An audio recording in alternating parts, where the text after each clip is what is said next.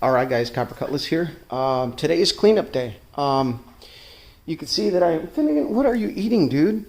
He's over there like licking something. So either way, you can see I've repurposed my radio flyer to catch drippings. Dual purpose. I'm going to be using solvents to clean this, and then I'm going to be using solvents to clean it because it acquired a bunch of oil and trans fluid when I had parts sitting on it, and I don't like it all greasy. So that's going to catch the drippings, and whatever lands on there, I'm going to use it to clean off that surface. Voila, life hack, right? So the cylinders are in pretty good shape. They're not bad. I cleaned up the rods because I had them soaked in oil. So the way to not kill a bunch of like solvent cleaner, like brake clean, is I got them all, I flipped them so that the oil would drip off of them. And then in a stack, I sprayed a bunch of brake cleaner, and then I grabbed an old microfiber and cleaned it all up, soaked it all up, and it's got a very light film, workable. You can see it's pretty glossy. It's got a very thin film of, let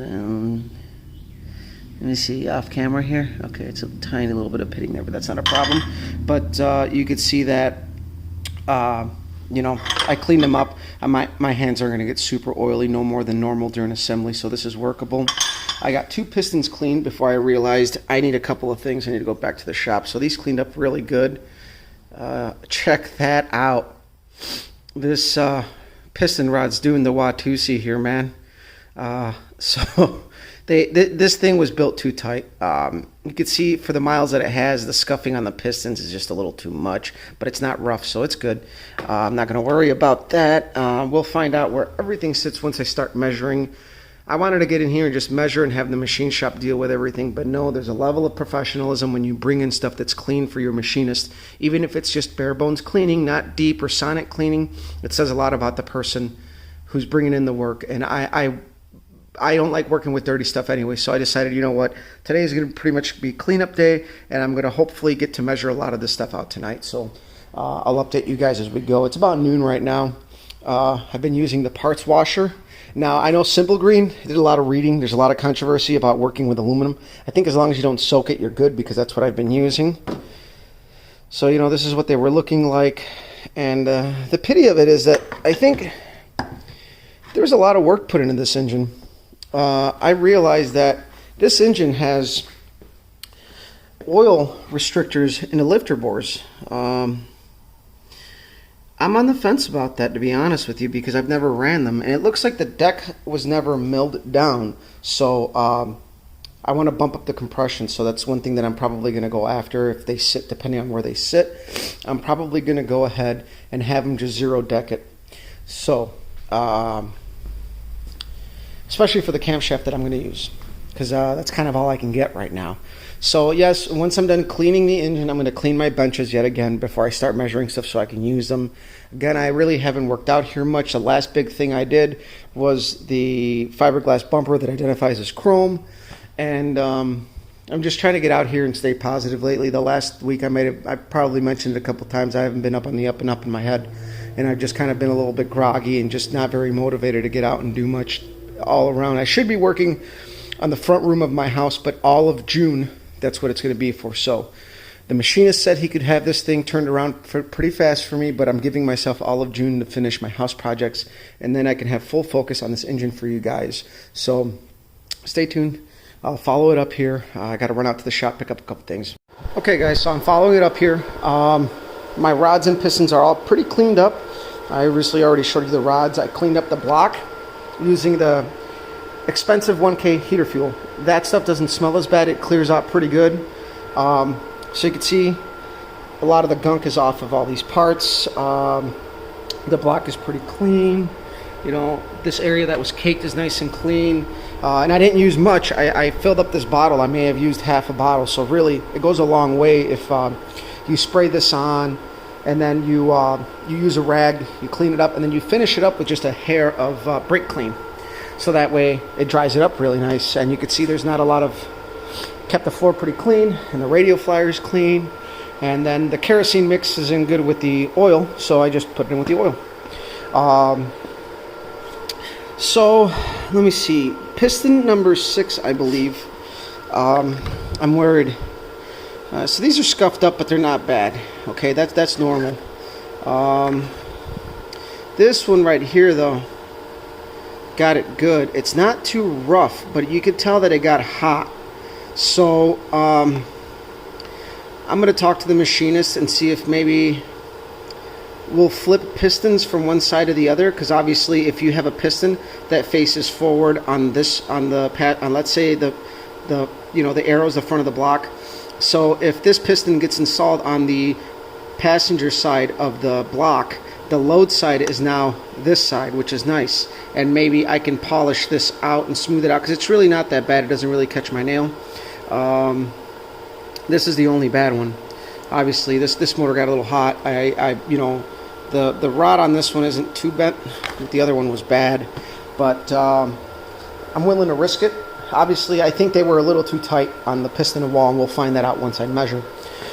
But that is one way to probably ail that. I'm going to see if the machinist will work with me on that, if we can flip it. I know a lot of people might not agree with polishing it out, but as long as you polish out all the rough surfaces, they're not very deep. I don't think we're going to distort the piston enough to really, really affect the skirt. So let me know what you think. I mean, we did some questionable things with Project Enron, and I think what ended up killing us was just we over-revved it. So I don't know.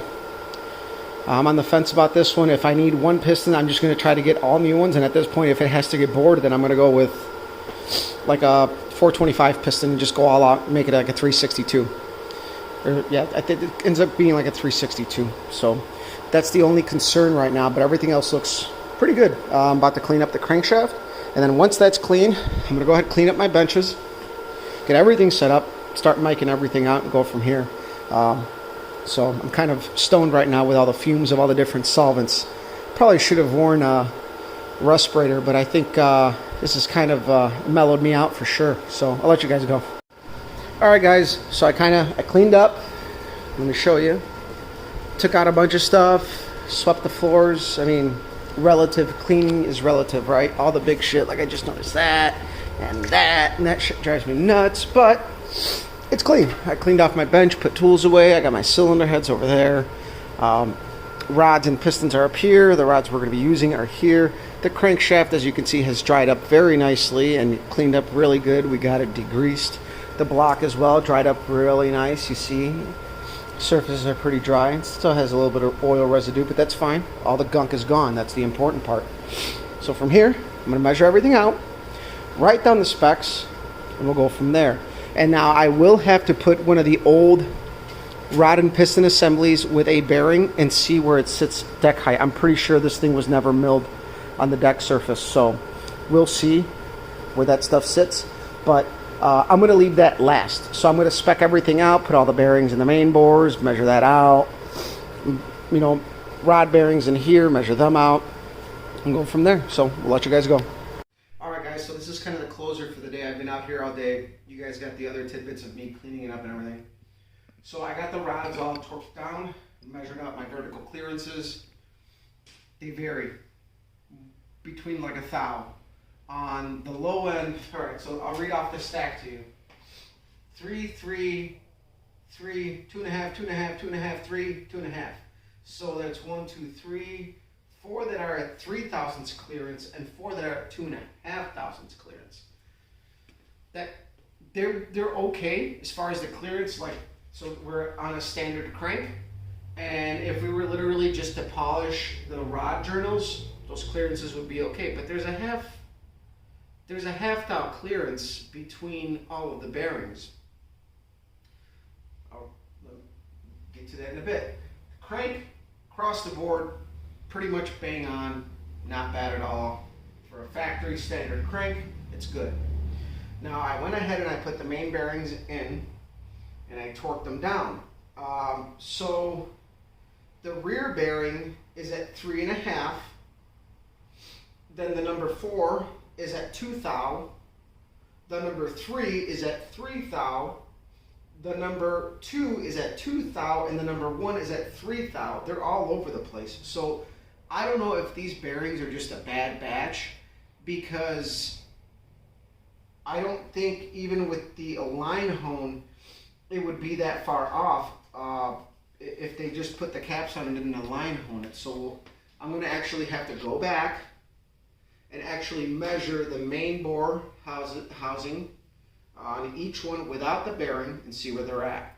And then same thing for the rods. And if they're all good, then I'm just getting new bearings because I'm not going to fucking deal with it. So the plot kind of thickens at that point because I was banking on using these bearings. But this is why we check and we assume nothing. So in theory, yes, we could probably get away with just getting this crank polished and adding maybe a half a thou, actually a thou on the number 2 and 4, and then we'd be good, and there'd be an extra half a thou on the rear. But that seems like a lot of fuckery. If all the main, main journal bores without the bearings are pretty good, I'm gonna try to find better. Right now it's hard to get anything, so I'm tight. My hands are a little tight too. So at this point, we're gonna take it as we can get it. So I'm gonna do some research tonight, see what bearings are available, and if I can find something, I'm just gonna go ahead and get it, because at this point, we were iffy about these bearings. We had to do some stuff, and I'm not really happy about this thrust bearing either. The surfaces are just, I don't like it.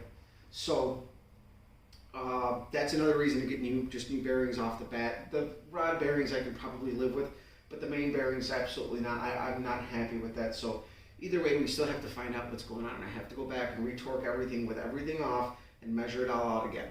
So kind of a good day, kind of a bad day. Overall, we're doing what has to get done here. So I'll let you guys go. It's been a late night. I know in the earlier video I mentioned it was noon. Well, it's 9 o'clock now. We did go out for dinner, but been out here pretty much all day. So share, like, subscribe, follow me on Instagram, Copper Cutlass. Hope you guys enjoyed this one. We're getting ready to kick things off here, so see you.